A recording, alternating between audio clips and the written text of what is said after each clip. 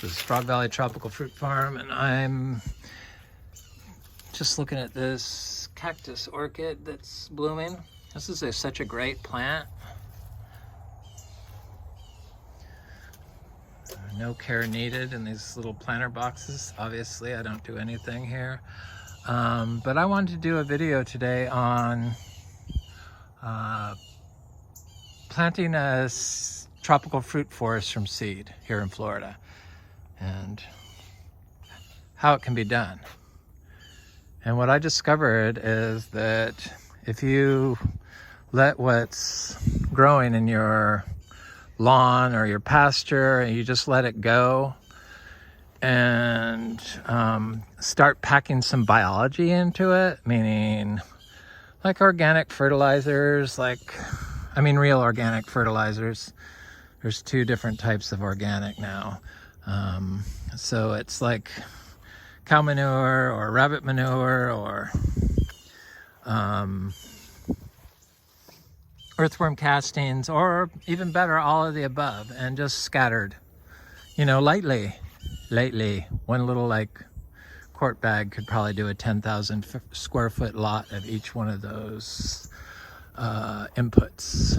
Compost, and do it every day, every 10 days for each one every 10 days for like 2 months. But you got to stay off of it. That's really the only way. People think that the trees are going to compete with each other, and that's just not the case. Or trees are going to compete with the grass. As I'm going to show you, you will see that obviously isn't the case. So a lot of these trees over here were sown directly in the ground, the seed-grown trees. And some seed-grown trees I like to start in pots and then plant them within 2 months, as is the case with citrus. So I plant them when they're like 2 inches tall, right into this. That's seed-grown. These are seed-grown Ingus spectabilis. I think that's a pomelo.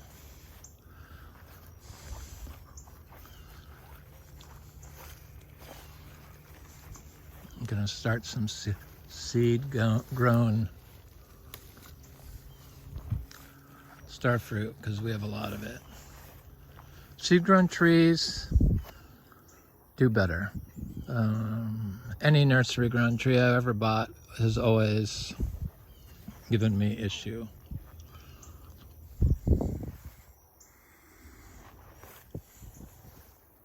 Seed-grown trees grow really fast, so I like to plant them right from seed, right in the ground into this. And I don't walk on it.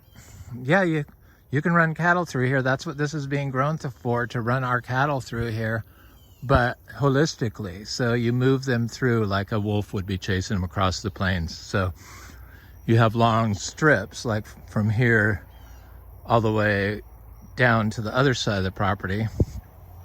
Narrow, long strips, and you move the cattle through there. And they like to use hot wire, but I don't want to subject my cows to that, so no to the hot wire. So we have to put in fences, but my trees aren't big enough. So here's a cashew that I direct sown directly into a area that I wouldn't consider very good because it's all monocrop grass 2 years, 3 years after I stopped mowing it. And those areas are generally not very good. It's not all monocrop grass anymore. I see some other stuff trying to get in here, but areas that remain a monocrop years after you stop walking on them and dominating them, not dominating them, let them go natural, are generally not very good. So you need to put extra. What I do is I put extra manure and bedding from our cows, like shavings and leftover hay that I feed them at night when I lock them in. So this cashew has only been in the ground like 2 or 3 months from seed, and it's already 12 inches tall. That's why they don't really do well in pots. And there's a citrus around here somewhere that was just planted, and I don't know if I can find it. It's hard to find them. I don't mark them because I want myself to stay off of it. If I have them marked, I tend to go look at them.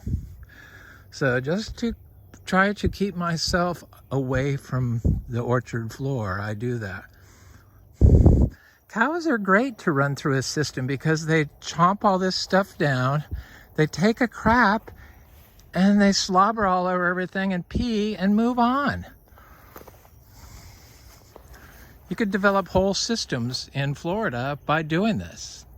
Right in the citrus groves. Plant seeds. Leave the trees. Just don't disturb. Don't do anything. So, I mean, that's just so hard for us to understand, that you have to not dominate it. And cows are good for the system. Cows are regenerative agriculture, and you could work cows and tropical fruit trees at the same time in Florida, and they grow. I think I've shown that they all grow, just because I don't go by every one and look. I mean, a lot of the fruit I kind of miss, I think, because it's just, I have so much stuff here that I don't always look at it if I have fruit that I like that I'm eating. Here's another cashew, seed grown, and it's taller than a foot. They're like 20, between 20 and 25 inches in like 2 months. I don't even think that one's been 2 months. Here's another one. And it's growing with ginger. So, and what is this? The root cassava. Oops, sorry. And heliconias. And there's other stuff in here. There's more trees than that. I just miss them. I don't know where the jaboticabas are because they're so small, but they're in there. There's other stuff in there. Here's we got lots of seed grown. Luke's Garcinia is growing all through here, but I have seen a seed grown direct sown achacha. And none of these have ever been watered. You don't have to water them in Florida. Sure, we have our cover, but if you grew the cover out, this cover out, you wouldn't have to worry about it. It protects the trees. They pop out above the thick grass. 20 inches. I don't know why we've taken this position in growing that we have to dominate every aspect of the plant, when I mean, it's really arrogant of us as a human, as a species. Especially since we know we don't grow better than nature. Just it's bizarre. So that's why I keep doing these videos, to try to train people that you don't have to do anything in Florida, and it's not wrong. So here's a seed-grown mango that I planted this year. And it's about 20 inches, and it's like 2 months in the ground. And it's planted right in this pigeon pea. I found that when you plant seeds, that they do better when you plant them into stuff, like tall stuff, especially the chachas, like the Caesar weed up there. I would identify as an excellent spot to grow any Garcinia. Probably anything, really. I see another something growing there. I think that's turmeric. This is another trouble spot. This has always been the worst spot in the yard. There's seed-grown ackee. I never hear people talk about ackee, but I have a friend that grows it. He grows naturally like this with the cow manure. The applied cow manure. So yeah, I don't run the cows through here yet because the trees aren't big enough, but if I had cages for all the trees when I planted them, probably would have ran the cows through here right away, and that would be excellent. So it's a totally regenerative thing that can grow, heal, and make money. cacaos, tropical fruit seeds, and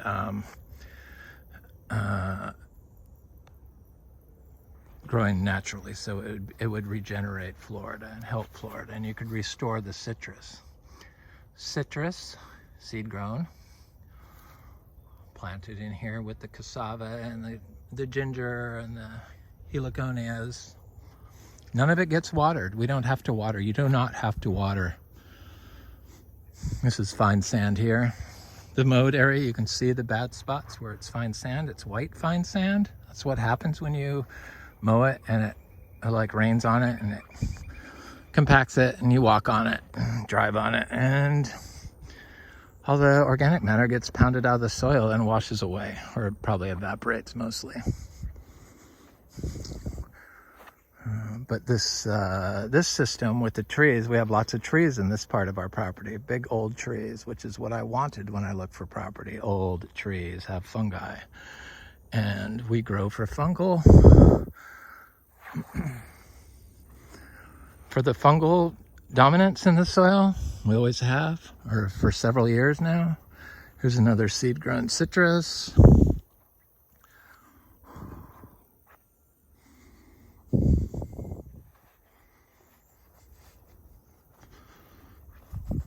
We turn the drip off of these large trees up here. These are grafted trees that I planted originally, and because I bought my trees in the nursery because I really didn't understand growing seeds and how easy it was.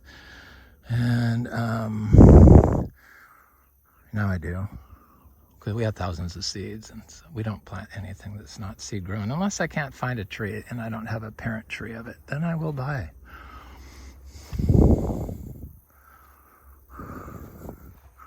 Seed grown Inga cinnamoniae.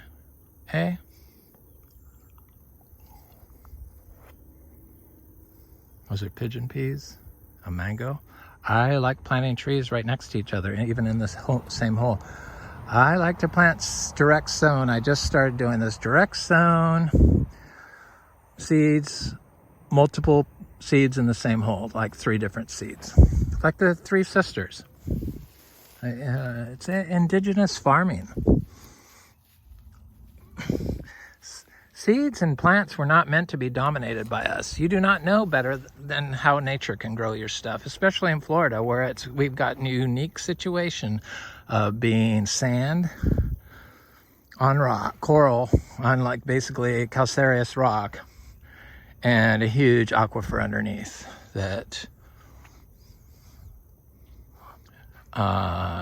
is the largest network of springs in the entire world, or used to be. The birds know.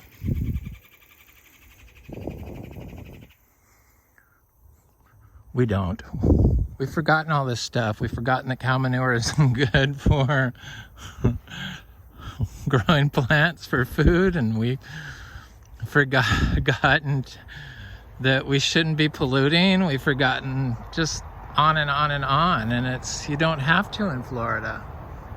So yeah, I turn the water off on these seed-grown or these nursery-grown trees, and we start it up usually when the drought starts in like January 1st, and then I alternate. And it's a multi-pronged approach of turn on, turn off. So it's like we have like 20 or more, 30 different. No, turn-offs we have about 20 on and off. So we have 4 systems, and they're 3/4 inch each. And they come from the aquifer on a 3-inch well. PEX with a drip tube attached. So you just have to have like, you could have one of each going off. So I have like 4 different tracks off of the 3/4 inch. So anyway, that's a whole different chapter. Just like holistic growing of cattle is a whole different chapter. It's kind of hard to do all this stuff in one 20-minute video, because that's about all I can do, because I'm just freelancing this and or ad-libbing, I guess I should say. So here's a seed-grown Adamoya. I mean, look at this. It's definitely grown I started that in the spring and planted it about, I don't know, I did a video of it. I think it's a couple months ago.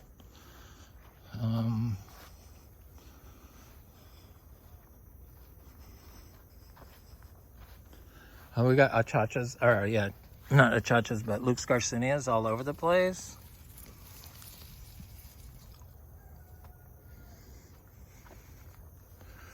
Lots of cacao from seed.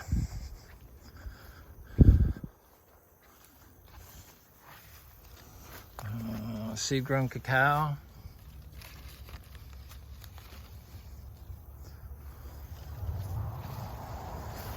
None of this stuff needs water. You don't have to water it ever. Just don't. If you start your seeds correctly with the right seed and the right biological inoculants on the seed coat, then you are guaranteed success. So here's what is this? This is the butternut, I guess. They made lamp oil from the nut, yeah, I think it's from the nut, butternut. Seed grown. And they look really tiny, but they're like 20 inches tall. There's another cacao. So what I've started doing, I guess I could go up here. There's no water at the moment. You do not want to walk in any wet areas when it looks like this in Florida.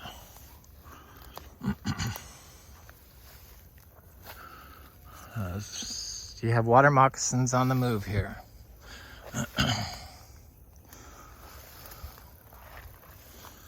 Okay, so here's another cacao, seed grown.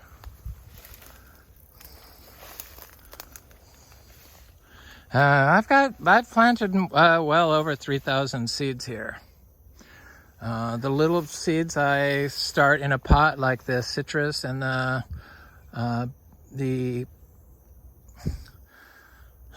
citrus and what else, and precious stuff like cacao. But I'm going to start doing cacao since we're getting fruit off our stuff direct sown into the ground, because cacao has to be fresh and you can buy the fruit really cheap.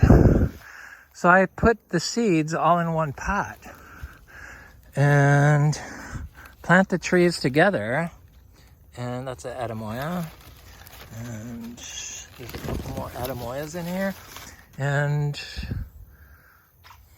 that's fruit off something I fruited. So seeds, once your plants start fruiting, you don't really have to buy anymore. And that's kind of where we're at now. Thank God. Took 5 years. I think it could be done a lot sooner though, if you focus right from the fungal stuff right from the start. Because that's what it's all about. You want to build a web. If you want to build a web of roots and fungi to hold the sand together and to capture everything, all the water, all the nutrients, and then you want that fungi to distribute it through the root and web network. So there's a seed-grown mango, sugarloaf. Everyone knows sugarloaf that knows mangoes. I love the color of the leaves of the sugarloaf on this seed-grown tree especially. It's like, we have some other seed-grown mangoes back there, but I'm just gonna stick to this trail. I don't really have a trail there. She looks really good. Should I tip prune it? Probably. I tip prune everything, but I don't know. It looks good though.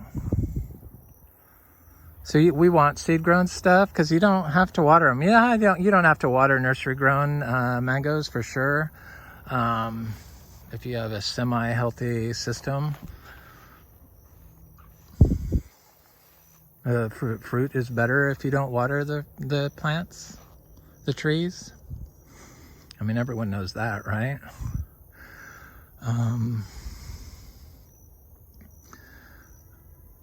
Guava, seed-grown.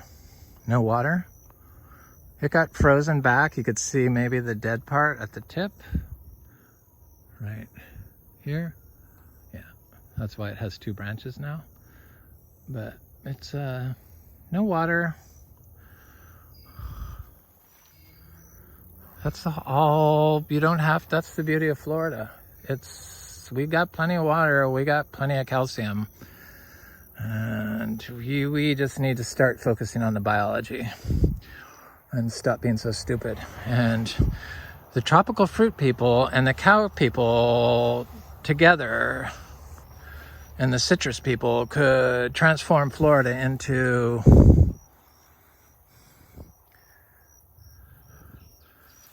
a super production zone for healthy, natural, farmed, rare tropical fruit. And also clean up the pollution while they're at it. Because when you grow the orchard floor out like that, just the biology that happens, people get confused. Well, you have to add carbon. No, the carbon is there. It's a dynamic situation. It's a continuous dynamic situation. It doesn't need any advice from us. Florida, you have to just leave it alone. Apply some manures via the cow. There's seed-grown cacao, seed-grown cacao, seed-grown cacao. There's some other ones in here. There's lots of lukes in here. Oh, there's some stuff right here. There's a seed-grown cacao. That big one, of course, is seed-grown, but I put that on water, but you don't have to. Not if you prep your place. Build the biology into your system. Nature will build the biology into the system. You just have to add the correct, holistic, clean fertilizers, the manure, the earthworm castings, the compost, the biodynamic preps, not the hollytone, not anything that you have to dissolve in water.